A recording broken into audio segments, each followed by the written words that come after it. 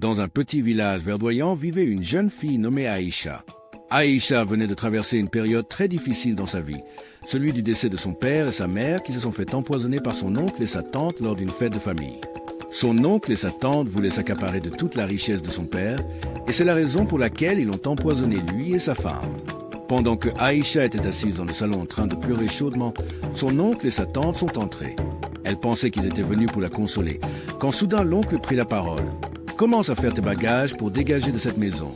Désormais, c'est nous qui allons habiter ici. » Mais Aïcha répondit, « Mes oncles, c'est la maison de mon père, où voulez-vous que j'aille ?»« Tais-toi, imbécile.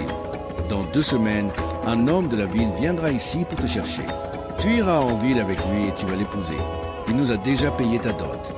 Donc commence à te préparer. » Mais Aïcha répondit, « Mes oncles, je ne suis pas prêt à me marier. » Avant qu'elle ne finisse sa phrase, une gifle retentit sur son visage.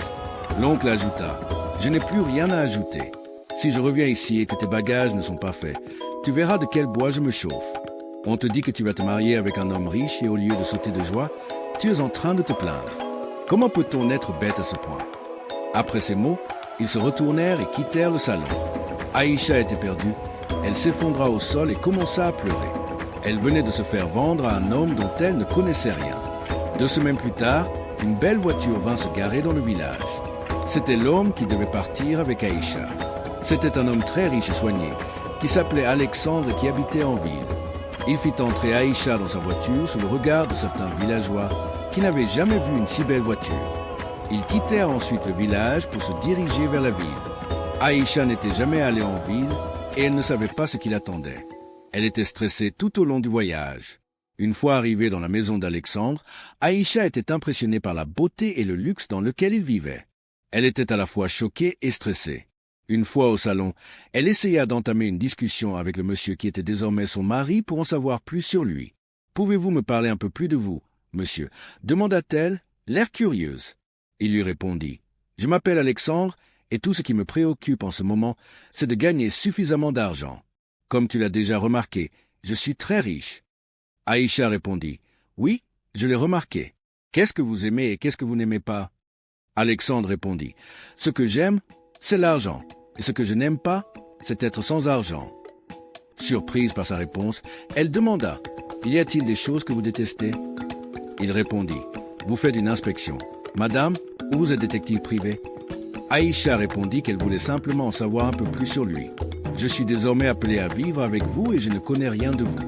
Il est donc normal que je veuille mieux vous connaître. » Le jeune homme lui répondit, « Ton oncle et ta tante m'ont dit que tu n'étais pas instruite, mais je vois déjà le contraire. » Aïcha se rendit compte qu'il serait inutile de continuer à lui poser des questions, car il était trop agressif. Elle décida de remettre à plus tard. « Nous reparlerons plus tard. Je vous souhaite une bonne nuit. » Alexandre lui souhaita également une bonne nuit et lui demanda d'aller se coucher dans leur chambre. Elle récupéra ses affaires et alla s'installer dans la chambre d'Alexandre. Le lendemain, très tôt, la jeune femme constata que son mari n'était plus là. Serait-il déjà parti au travail? Se demanda-t-elle. Elle se leva et se mit à faire les travaux ménagers. Elle nettoya tout le salon et rangea tous les meubles.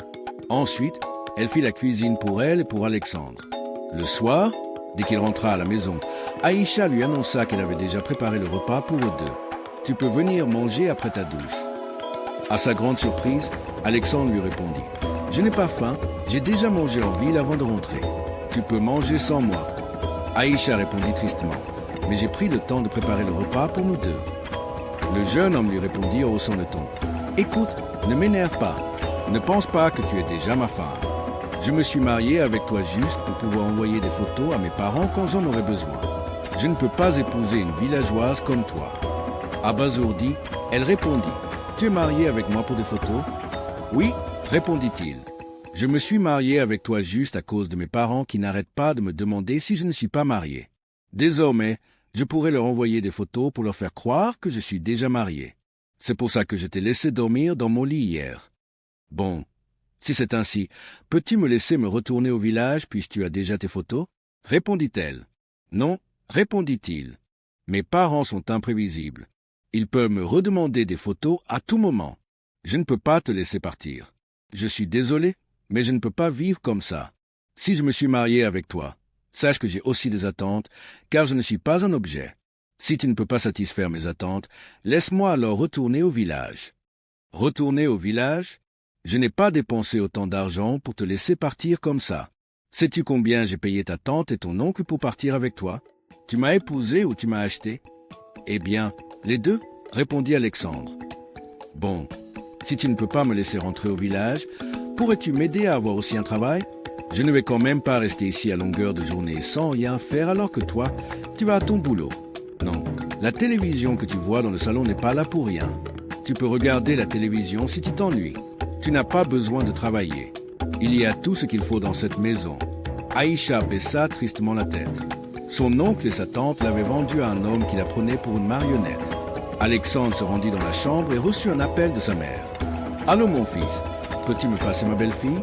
Je veux entendre sa voix. » Alexandre remit le téléphone à Aïcha. « Allô, comment vas-tu ma fille? »« Je vais bien madame. Maman, et vous? »« Je vais bien aussi. Quand vas-tu me donner des petits-enfants? Ma fille ?» demanda la mère d'Alexandre, l'air excité. « Bientôt, madame, maman, » répondit Aïcha avant de raccrocher.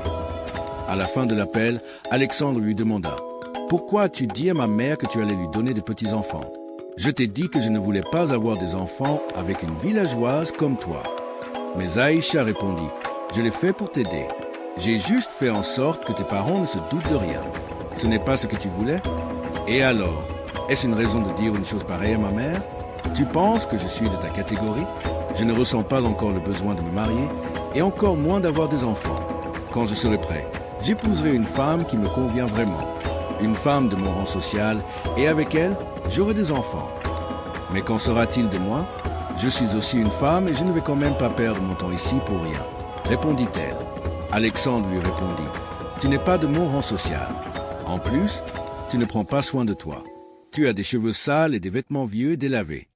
Si mes cheveux et mes vêtements te dérangent à ce point, je trouverai moi-même un emploi afin de gagner de l'argent pour les échanger.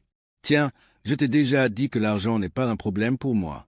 Tiens cet argent, achète de nouveaux vêtements et prends soin de tes cheveux. Après la discussion, elle ramassa ses effets et alla se coucher dans le canapé, tandis qu'Alexandre dormait à l'étage.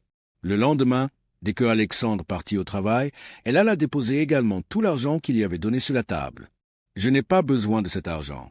Je ne veux pas de son argent. Je ne suis pas un objet. Je ferai de mon mieux pour trouver un travail ici. Je n'ai pas besoin de le lui dire puisqu'il ne m'aidera pas. J'ai toujours mon certificat avec moi.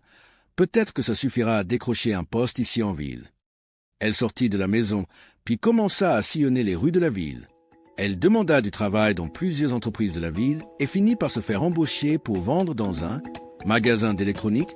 Le soir de retour du boulot, Alexandre avait oublié de payer à manger avant de rentrer.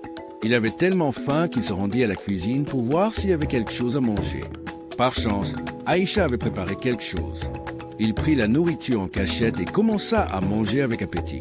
Waouh, ce repas est vraiment délicieux. Je ne savais pas que cette villageoise savait si bien cuisiner.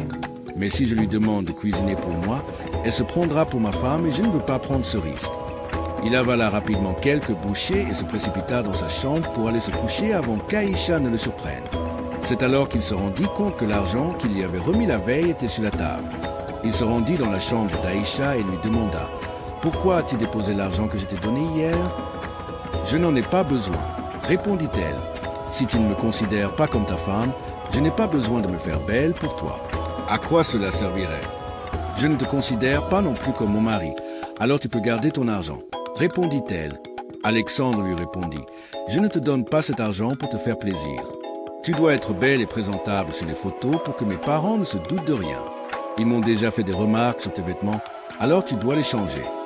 Dans ce cas, je te prête l'argent pour changer mes vêtements, mais je te rembourserai ton argent plus tard, répondit-elle. Demain, à mon retour du boulot, je ne veux plus te voir dans ces conditions. Ordonna-t-il. Tu peux dormir dans ma chambre si tu veux, ou dans la chambre au rez-de-chaussée, à toi de voir. Aïcha alla se coucher dans le canapé au rez-de-chaussée. Le lendemain, Alexandre se rendit à son boulot comme d'habitude. Dès qu'il quitta la maison, Aïcha se rendit également à la boutique où elle était employée. Chaque jour, elle veillait à rentrer chez elle le plus rapidement possible avant l'arrivée d'Alexandre. À la fin de la journée, elle passa dans une boutique et acheta de nouveaux vêtements, comme Alexandre lui avait demandé. Le soir, alors qu'Alexandre avait oublié de prendre ses clés, il frappa à la porte et Aïcha vint lui ouvrir. Aïcha avait changé sa tenue et portait une jolie robe moulante qui mettait son corps en valeur. Dès qu'elle ouvrit la porte, Alexandre se mit à la regarder bêtement. Au lieu de rentrer, il dit « Ça fait 3 minutes que tu es là. Si tu ne veux pas entrer, alors je vais refermer la porte. Tu es très belle ce soir, admira-t-il. Merci, tu peux entrer maintenant, lui répondit-elle. Alexandre entra en continuant à la regarder. Peux-tu me servir quelque chose à manger? Demanda-t-il. J'ai vraiment très faim. Depuis quand tu manges ma nourriture? Tu m'as dit la fois dernière que tu n'en voulais pas, alors je n'ai pas cuisiné pour toi aujourd'hui. S'il te plaît, fais-moi quelque chose à manger, lui demanda-t-il d'un ton calme et respectueux. Aïcha se rendit à la cuisine et cuisina quelque chose pour lui. Pendant qu'il mangeait, il était plus concentré sur Aïcha que sur son plat.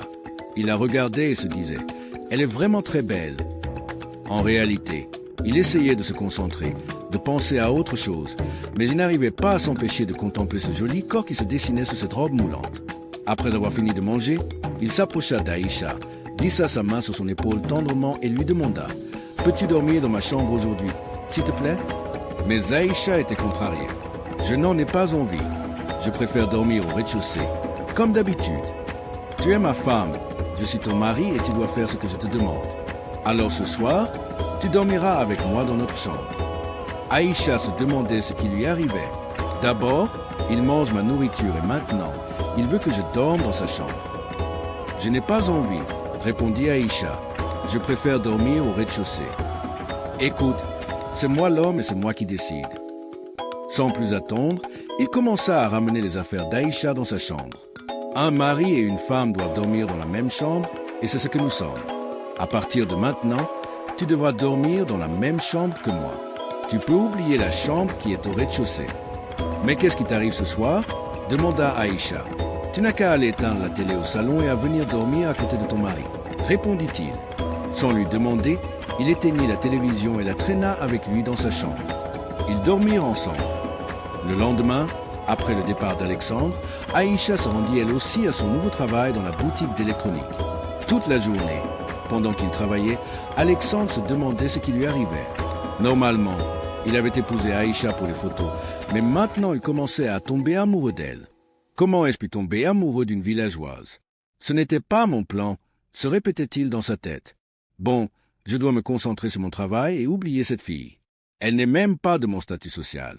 Un homme respectable comme moi ne devrait pas s'intéresser à une fille ordinaire comme elle. Pendant ce temps, Aïcha se posait également des tonnes de questions.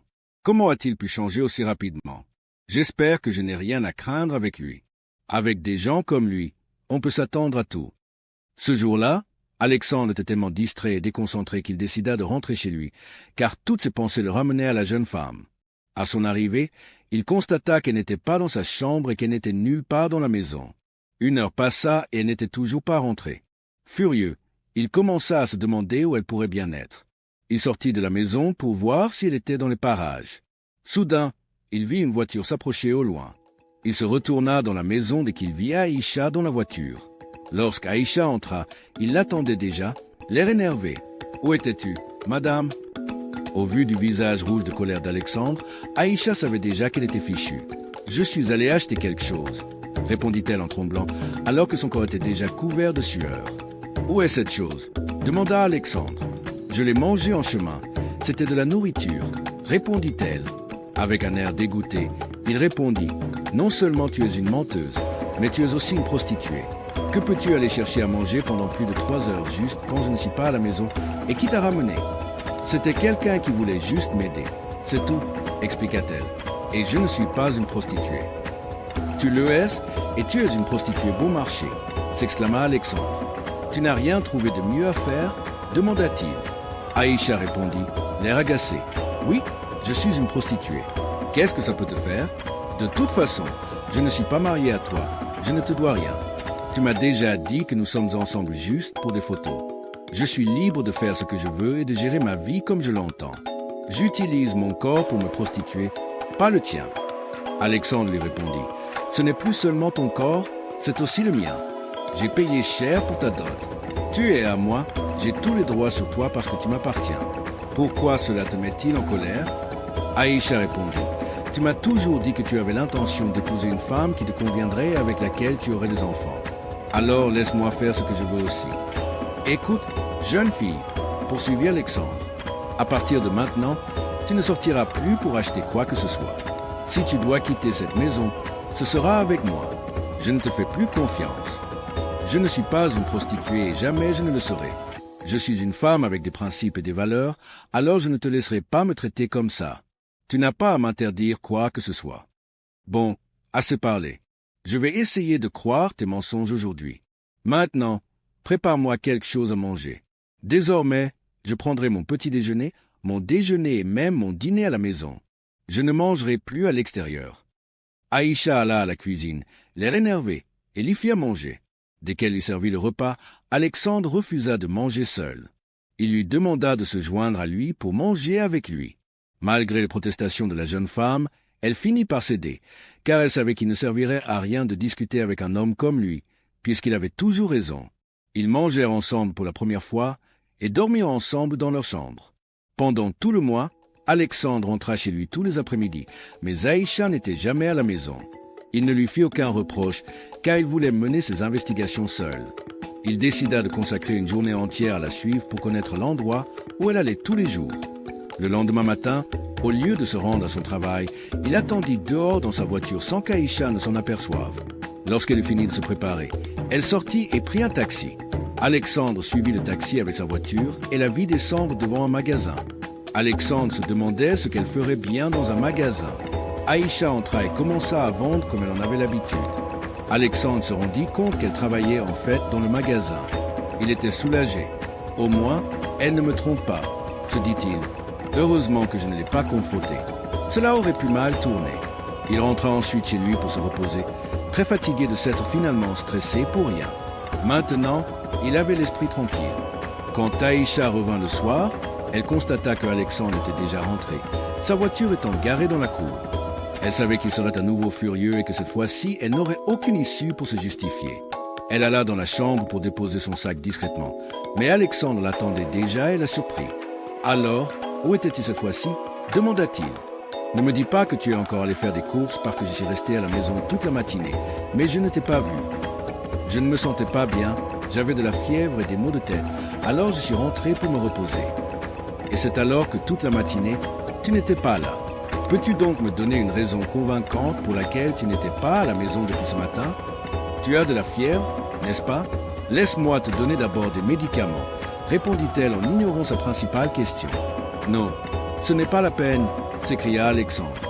J'ai déjà pris les médicaments et je me sens beaucoup mieux maintenant. Ne fais pas semblant d'ignorer ma question. Dis-moi simplement où tu étais. Si tu ne me réponds pas, je quitterai la maison pour de bon et tu ne me reverras plus.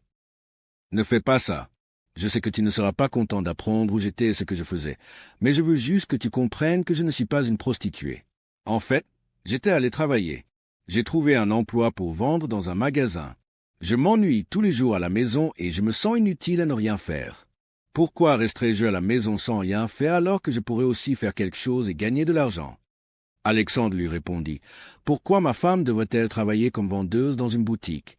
Tu sais bien que je suis un homme assez respecté, ou tu ne le sais pas? Comment sais-tu que je suis vendeuse dans une boutique? » S'étonna Aïcha. « Et pourquoi m'appelles-tu encore ta femme? » Écoute, Aïcha, au début, je t'ai épousée pour tromper mes parents et leur envoyer des photos à chaque fois qu'ils allaient me le demander. Mais maintenant, je pense qu'il est temps de te dire que les choses ont changé avec le temps. Tu comptes maintenant beaucoup plus pour moi. Je pense que je suis tombé amoureux de toi. Aïcha, si tu veux travailler, je ne t'en empêcherai plus puisque tu en manifestes vraiment l'envie. Mais cette fois, tu travailleras plutôt avec moi dans mon service. Ou plutôt notre service, si tu préfères. Aïcha était surprise. J'avoue, je ne sais pas trop quoi te répondre. Je n'étais pas du tout préparé à ce que tu viens de dire. Viens, nous allons sortir faire du shopping, proposa-t-il. Je suis très fatigué aujourd'hui et je n'ai pas envie de sortir, répondit-elle. D'accord, pas de souci. Demain alors. Aïcha était très heureuse. Comment croire qu'un homme aussi renfermé que lui puisse tomber amoureux de moi aussi rapidement? Et dire que je l'aime aussi. Je ferai en sorte qu'il ne s'en rende pas compte. J'essaierai d'abord de lui faire marcher pour voir combien il sera tenace. Et après, on verra bien. Le lendemain, comme convenu, Alexandre l'emmena au centre commercial pour faire du shopping et se faire coiffer. Il était devenu si attentif et attentionné qu'Aïcha se demandait s'il était vraiment l'homme qu'elle avait connu à son arrivée dans sa maison. Après le shopping, ils allèrent dans un restaurant de la ville pour un dîner romantique pensé par Alexandre. Pendant qu'ils discutaient, au moment où elle s'y attendait le moins, Alexandre s'agenouilla devant elle et sortit une bague de sa poche. Il lui demanda « Veux-tu être ma femme ?» Il y avait beaucoup de monde qui les regardait. Aïcha ne voulait pas lui donner une réponse de sitôt, mais elle ne voulait pas non plus l'humilier devant autant de personnes. De toute façon, elle l'aimait aussi. Elle décida de se jeter à l'eau. « Veux-tu m'aimer et me chérir comme ton mari ?» ajouta-t-il pour combler le silence d'Aïcha qui devenait gênant pour lui. « Eh bien, lève-toi » lui répondit-elle en le tenant par la main. Elle l'embrassa sous les applaudissements de tous ceux qui étaient présents. Tout le monde applaudissait, et on pouvait lire dans les yeux des filles présentes l'envie d'être à la place d'Aïcha. Une fois rentrée, Aïcha annonça à Alexandre qu'elle dormirait au rez-de-chaussée pour le taquiner. « Tu vas dormir au rez-de-chaussée, d'accord? Bonne nuit, dans ce cas. Ne me parle pas demain non plus. Maintenant, tu peux partir, je veux dormir. » Aïcha s'assit sur le lit derrière lui et lui répondit avec un air taquin. « Oh, il est fâché, mon beau mari. Tu es beau même quand tu es fâché.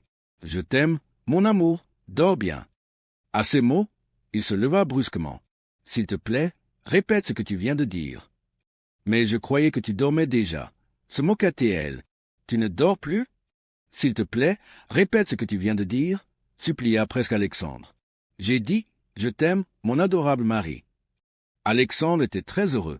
Il la prit dans ses bras, la couvrit de baisers et ils s'embrassèrent. Cette nuit, c'était différent. Ils ont dormi ensemble, mais cette fois-ci, comme de vrais amoureux. Le lendemain, ils se préparèrent tous les deux et Alexandre l'emmena à son service. Une fois à l'intérieur, elle s'exclama « Waouh, c'est tellement beau ici. Cet endroit est magnifique. C'est ton entreprise où tu travailles ?» Elle n'en revenait pas. Elle n'avait jamais rien vu d'aussi grand et d'aussi beau. Alexandre lui répondit que c'était son entreprise et que désormais, elle y travaillerait aussi. D'un air taquin, il ajouta « Tu seras mon employé, mais je ne te paierai pas. » Aïcha se mit à rire. « Je préfère cela que de rester à la maison tous les jours sans rien faire. En plus, travailler avec toi me permettrait de t'admirer tout le temps. Tu travailles ici, mais je serai de l'autre côté pour que nous puissions mieux nous concentrer, » lui dit-il. Il la présenta au personnel de l'entreprise et lui fit visiter les lieux et tout ce qu'elle devait savoir sur son nouveau travail. Une fois l'inspection terminée, ils retournèrent à la maison. Une fois à la maison, la mère de Alexandre appela. « Je suis très en colère contre toi. Aïcha, tu ne veux pas me donner de petits-enfants? Tu m'avais donc juste menti. » Aïcha répondit. « Bonsoir, maman. Quand reviendras-tu nous visiter? »« Pas avant que tu ne me fasses des petits-enfants, » répondit-elle. « Maman, c'est ton fils, c'est lui qui ne veut pas encore avoir d'enfant. Il ne veut pas me toucher. Passe-lui le téléphone, j'ai quelques mots à lui dire. » Alexandre répondit immédiatement. « Non, maman, je suis prêt à avoir autant d'enfants que tu voudras. » Confuse, elle lui répondit. « Puisque tu ne te décides pas, je te donne un an pour me présenter mon petit-fils ou ma petite-fille. Au bout d'un an, je viendrai vous rendre visite, moi et ton père, pour voir notre petit-fils. Considère que c'est fait, maman, » répondit Alexandre. Ils se souhaitèrent bonne nuit et mirent fin à l'appel. Soudain, il lui demanda « Pourquoi as-tu dit à maman que je ne te touchais pas ?»« J'ai juste dit ce qui est vrai, » répondit-elle. « M'as-tu déjà touché une fois? Ou attendais-tu que je fasse le premier pas? Tu aurais pu me le dire si tu l'avais voulu. Je ne voulais pas te mettre la pression et encore moins faire quelque chose que tu ne voudrais pas faire.